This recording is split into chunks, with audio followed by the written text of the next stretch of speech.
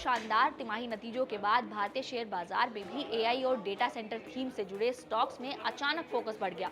खासतौर पर अनंतराज, ई2ई नेटवर्क्स और नेटवेब टेक्नोलॉजीज जैसे शेयरों में जोरदार तेजी देखने को मिली। दरअसल अमेरिकी चिप मेकर एनवीडिया ने पहली तिमाही में उम्मीद से बेहतर अर्निंग्स जारी की हैं।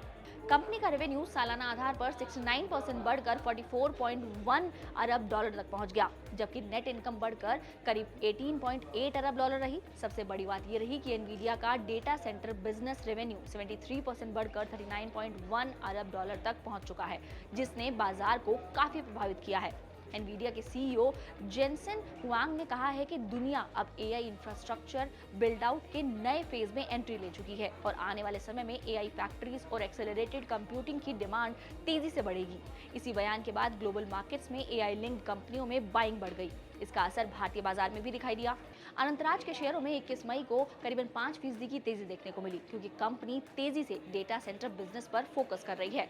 कंपनी एनसीआर रीजन में large scale data centre projects develop कर रही है और मार्केट इसे इंडिया के इमर्जिंग एआई इंफ्रास्ट्रक्चर थीम से जोड़कर भी देख रहा है। वहीं ई2ई नेटवर्क्स भी निवेशकों के रडार पर आ गया है। इसके शेयर में भी 21 मई को करीब 2.5% से ज्यादा की बढ़त नजर आई। कंपनी क्लाउड कंप्यूटिंग और एआई जीपीयू इंफ्रास्ट्रक्चर सर्विसेज भी देती है। हाल ही में ई2ई नेटवर्क ने एनवीडिया जीपीयूज आधारित एआई क्लाउड एक्सपेंशन प्लान्स की घोषणा भी की थी। इसी वजह से एनवीडिया रिजल्ट्स के बाद इस स्टॉक में भी स्ट्रॉन्ग बाइंग देखने को मिली। इसके अलावा नेटवेब टेक्नोलॉजीज के शेयर भी फोकस में रहे और शेयरों में 21 मई को शुरुआती कारोबार में अच्छी तेजी देखने को मिली। हालांकि उसके बाद शेयरों में हल्की गिरावट भी दिखी। Company high performance computing servers, AI systems और डेटा सेंटर सॉल्यूशंस उपलब्ध कराती है।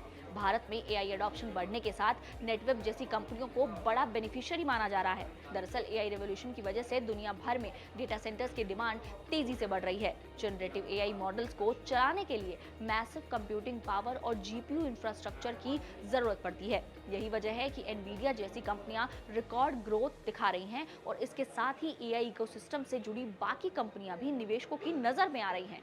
भारत में भी एआई इंफ्रास्ट्रक्चर को लेकर तेजी से इन्वेस्टमेंट बढ़ रहा है।